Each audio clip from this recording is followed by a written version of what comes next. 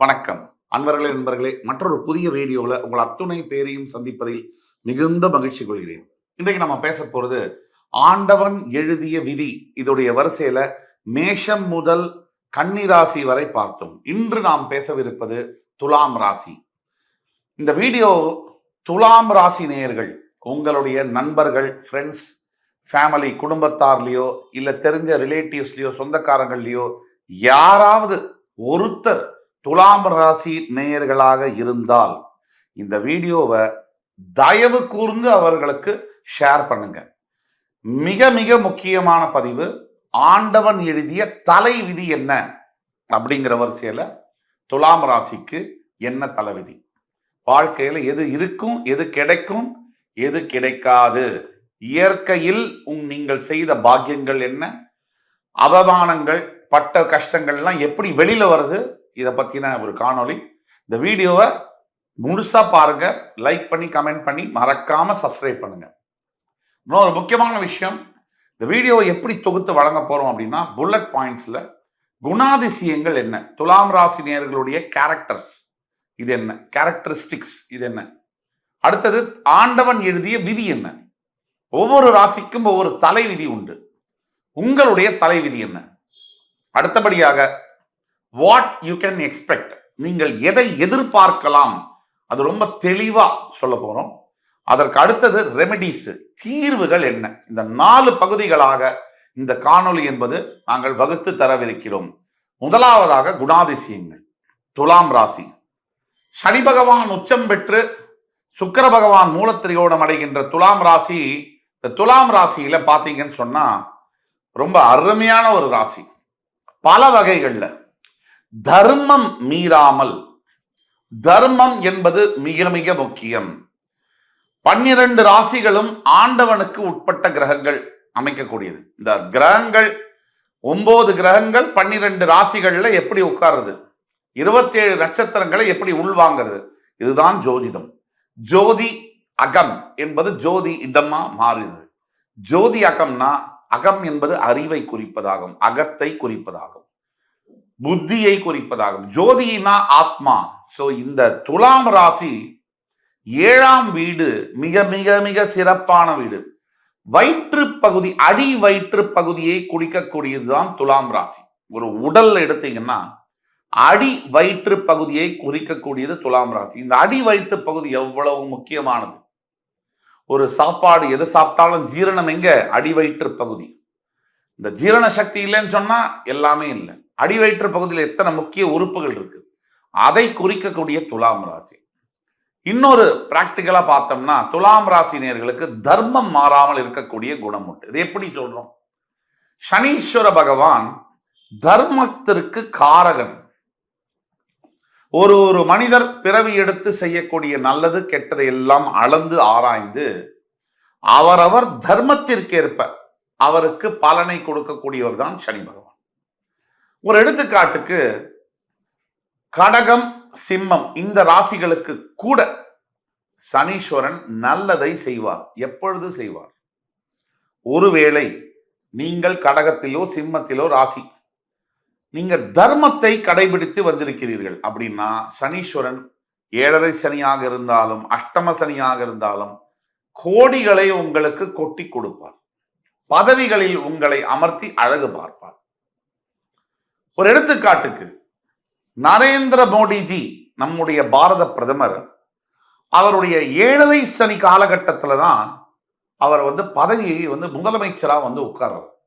7.5 சனி காலகட்டங்கள்ல பிரதமர் ஆறார். இது எப்படிங்க, இது 7.5 சனி ஒருத்தருக்கு இருக்கும்பொழுது அவர் பிரதமராகவோ முதலமைச்சராகவோ ஒரு சாதாரண விளிம்பு நிலையில் இருக்கக்கூடிய ஒரு மனிதர். அவர் அப்பா அரசியல்வாதி அல்ல. இப்படி பல எந்த பின்புலமும் இல்லாமல், பணபலம் இல்லாமல் ஒருவர் வரக்கூடுமா, வர முடியுமா? இது நடைமுறையில உள்ள ஒரு எக்ஸாம்பிள உங்களுக்கு சொல்லி காமிக்க. அடுத்தது துலாம் ராசி என்பவர்களுடைய குணாதிசயத்துல ரொம்ப முக்கியமான குணாதிசயம் உழைப்பு, கடின உழைப்பு. உலகம் உருண்டு விரண்டு போனாலும் சரி, எது இருந்தாலும் இல்லேனாலும், மழை கொட்டினாலும், சுளீர்னு வெயில் 42 டிகிரியில் அடிச்சாலும் உழைப்பு உழைப்பு இது இவர்களுடைய தாரக மந்திரம். உடம்பு சரியில்லைனா கூட வீட்டில் இருக்கக்கூடிய துலாம் ராசி என்பர்கள் வேலைக்கு செல்வார்கள், கடுமையா உழைப்பாங்க, தன் உடல் சக்திக்கு மீறி உழைப்பை வெளிப்படுத்துவார்கள். இந்த உழைப்பு. மூன்றாவது குணாதிசயம் துலாம் ராசி என்பர்களுக்கு ஆசைப்படுவது, அத்தனைக்கும் ஆசைப்படுவது துலாம் ராசி என்பர்கள். ஆசைப்படணும் sir. Desire is the drive to success.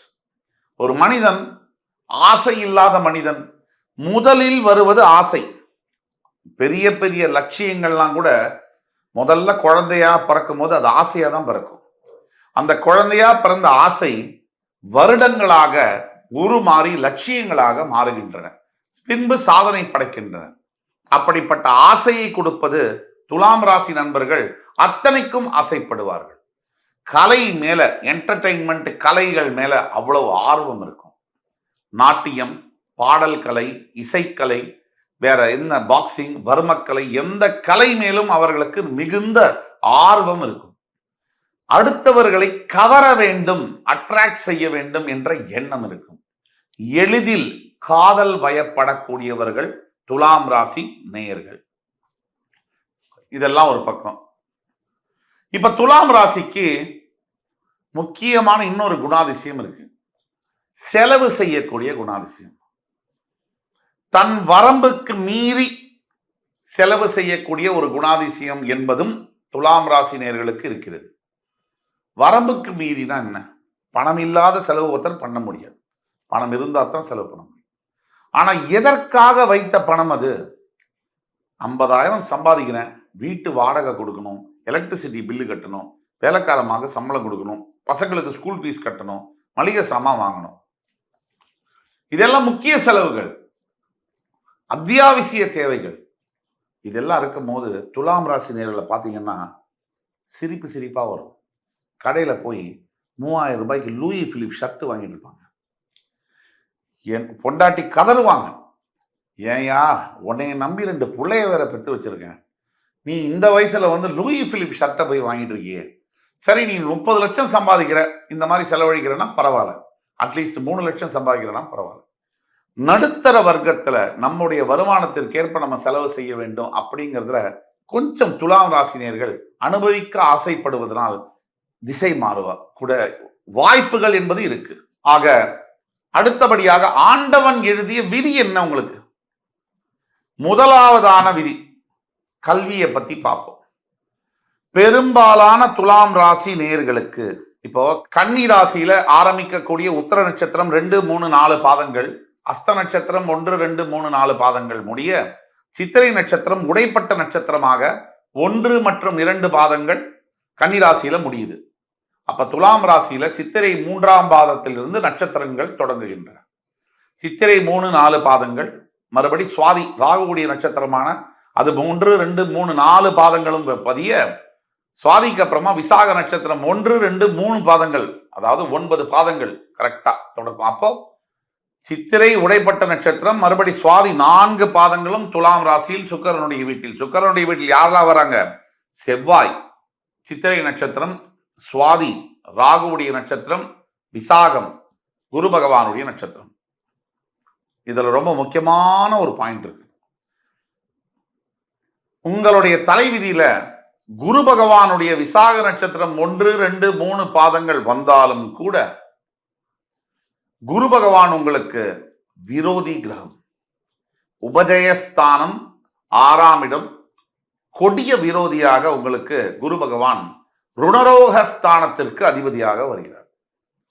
ஆக அவருடைய நட்சத்திரமான 3 நட்சத்திரங்களும் உங்களுடைய ராசியில் பதிந்தாலும் கூட அதிலே 1ஆம் பாதம் மற்றும் 3ஆம் பாதத்தில் பிறக்கக்கூடியவர்கள் அதீத கல்வி திறனை பெறுகிறார்கள் என்பதே உண்மை. விசாக நட்சத்திரம் 2ஆம் பாதத்தில் பிறக்கக்கூடியவர்களுடைய தலைவிதியில கல்வி மறுக்கப்படுகிறது. இளம் வயதிலேயே பெரும்பாலான விசாக 2ஆம் பாதத்தில் பிறந்தவர்களுக்கு கல்வி என்பது தடுக்கப்படுகிறது. ஏதோ ஒரு வகையில தான் படித்ததை நினைத்ததை படிக்க முடியாமலோ, நான் நினைத்த இடத்தில் எனக்கு சீட்டு கிடைக்காம படிக்க முடியாமலோ போகிறது. குடும்ப பிரச்சனை காரணமாகவோ, தந்தையர் தாய் அடிச்சுக்கிறது காரணமாகவோ, பண வசதி இல்லைங்கிறது காரணமாகவோ தரமான கல்வி, தகுதியான கல்வி மறுக்கப்படுகிறது. இது ஒண்ணு. தலைவிதி நம்பர் 1. இதுல சித்திர நட்சத்திரம் உள்ள வருது. சித்திரை 3, 4 பாதங்கள்ல வரவங்க திசை மாறுது கல்வியுடைய பயணத்துல. ஏதோ பண்ண போய் படிச்சது ஒண்ணு, வேலை பார்க்கறது ஒண்ணு, இப்படியாக திசை மாறுது என்பது தலைவிதி. இதுல சுவாதி நட்சத்திரம் 1, 2, 3, 4 பாதங்கள்ல பிறக்கவர்களுக்கு பயோடெக்னாலஜி மற்றும் மருத்துவத்துறையில் படிப்பதற்கான வாய்ப்புகள் கிடைக்கிறது. ஒட்டுமொத்தத்தில் செவ்வாயுடைய 3, 4 பாதத்தில் பிறப்பவர்களுக்கு, சித்திரை நட்சத்திரத்தில் துலா ராசியில் பிறப்பவர்களுக்கு சட்டத்துறை, வக்கீலுக்கான படிப்பு, நீதிபதியாக வருவது, அரசாங்கத்தில் காவல்துறையில் பணியாற்றுவது போன்ற வாய்ப்புகள் கிடைக்கிறது. இந்த மாதிரியான தலைவிதி என்பது துலாம் ராசினர்கள் அடைகிறது. இரண்டாவது, எழுதி வச்சுக்கோங்க, துலாம் ராசியில் இருக்கக்கூடியவர்களுக்கு 3ஆம் இடம் தனுசு. இந்த 2ஆம் இடத்துக்கு முதல்ல வந்துருவோம். துலாம் ராசியிலேயே என்னென்ன நட்சத்திரங்கள் வருது, அதனால என்ன தலைவிதிங்கிறத பார்த்தோம்.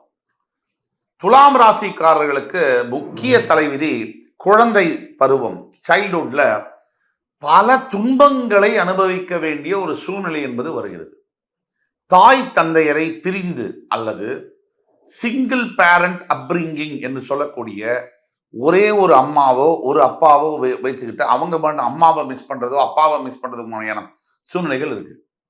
இல்ல சொந்த ஊரை விட்டு எங்கோ தங்கி செதறி போன ஒரு உறவுகளாக இந்த மாதிரியான வாழ்க்கைகள் இருக்கக்கூடிய வாய்ப்புகள் துலாம் ராசியில் பிறந்த நேயர்களுக்கு குழந்தை பருவத்தில் இருக்கு. அடுத்தது 2ஆம் இடம் என்று சொல்லக்கூடிய விருச்சிகத்திற்கும் 7ஆம் இடம் என்று சொல்லக்கூடிய மேஷத்திற்கும் செவ்வாயே அதிபதியாக வருவதனால் இந்த துலாம் ராசி என்பது சரராசி என்று அழைக்கப்படுகிறது. இந்த சரராசிக்கு பார்த்தீங்கன்னா 2க்கும் 7க்கும் இடத்திற்கு உடைய அதிபதி மாரகாதிபதி. ஆக இதுல முக்கிய பாயிண்ட் என்ன? 2ஆம் இடம் தனம், வாக்கு, குடும்பம். 7ஆம் இடம் திருமணம், திருமண வாழ்க்கை, வாழ்க்கை துணை, இதையெல்லாம் குறிக்கக்கூடிய. இப்போ 2த்துக்குமே செவ்வாய் மாரகாதிபதி வருவதனால துலாம் ராசியுடைய மற்றொரு முக்கிய தலைவிதி திருமண வாழ்க்கை என்பது துலாம் ராசிக்கு நிம்மதியான வாழ்க்கை என்பது கிடைப்பது என்பது அரிது. Rare of the rarest. பெரும்பாலான 80% ஆஃப் த துலாம் ராசினியர்களுக்கு மனைவியின் கணவனோ எப்படி இருப்பாங்க வாழ்க்கை துணைனா, இந்த பிரெட்டும் பன்னும் பிச்சு பிச்சு திம்போம் இல்லையா, அந்த மாதிரி உங்களுடைய மூளையை உங்களுடைய வாழ்க்கை துணை அப்படியே மெதுவா பிச்சு பிச்சு திம்பாங்க. சரி விட்டுட்டு போயிடலாம், இந்த கல்யாண வாழ்க்கையே வேணாம் அப்படின்னு நீங்க நினைச்சீங்கன்னா அதுவும் சாத்தியம் இல்லை. விடவும் மாட்டாங்க, டைவர்ஸும் கொடுக்க மாட்டாங்க. உங்களை வச்சு செய்யக்கூடிய அளவுல 175 முதல் 80% துலாம் ராசி என்பவர்கள் வாழ்க்கை எப்படி நடத்துறீங்க அப்படின்னா, நடந்துருச்சு கல்யாணம், குழந்தைங்களும் ஆயிடுச்சு, சமுதாயத்திலும் ஒத்துக்கிட்டாங்க. இப்ப நாம தான் இதுவரைக்கும் 15 வருஷம் 20 வருஷம் வாழ்ந்துட்டோம், சொச்சம் உள்ள 15 வருஷத்தையும் வாழ்ந்துட்டு போயிருவோமே இப்படின்னு சமாளிச்சுக்கிட்டு வாழற துலாம் ராசி அன்பர்கள் தான் லட்சக்கணக்கில் இருக்காங்க. இது மறுக்க முடியாத உண்மை. இது உங்களுடைய தலைவிதி. 3, உங்களுடைய உபதேசஸ்தானத்திற்கும் உங்களுடைய 6ஆம் இடத்திற்கும் குரு பகவானே அதிபதியாக வருவதனால் நீங்கள் எடுக்கக்கூடிய முயற்சியானது டக்குன்னு அது ஓகே ஆகி பாசிட்டிவா முடியாது. ஒரு விஷயத்தை நீங்க ஜெயிக்கணும்னா பல தடவை முயற்சி பண்ண வேண்டிய ஒரு சூழ்நிலை இருக்கு. இது உங்களுடைய தலைவிதி. மற்றவங்களாம் ஒரு தடவை முயற்சி பண்ணக்கூடிய ஒரு விஷயம் நீங்க 10 தடவை பண்ணாதான் உங்களுக்கு கிடைக்கிற மாதிரியான அமைப்புல இருக்கு. அடுத்தபடியாக உங்களுடைய 4ஆம் மற்றும் 5ஆம் இடத்திற்கு சனி பகவான் வருவதனால், அவர் உங்கள் ராசியில் உச்சம் பெறுவதனால் பெரும்பாலான துலாம் ராசி நேயர்கள் 35 வயதிற்கு பிறகே, ஏன் 40 வயதிற்கு பிறகே நல்ல வாழ்க்கையை பெறுகிறார்கள். நல்ல ஸ்டாண்டர்ட் ஆஃப் லிவிங், வாழ்க்கை தரம் என்பது உயரும். சனி பகவான் மந்தகாரகன் அப்படிங்கிறதுனால வாழ்க்கையில பிற்பகுதியில தான் சோம்பேறித்தனமா வந்து நல்லதை செய்வார். எப்படின்னா, நிறைய இம்மூவபிள் ப்ராப்பர்ட்டிஸ், அதாவது நிலம், வீடு போன்றதை நிறைய சேர்க்கக்கூடிய யோகம் துலாம் ராசி நேயர்களுக்கு இயற்கையிலேயே அந்த தலைவிதியானது இருக்கு.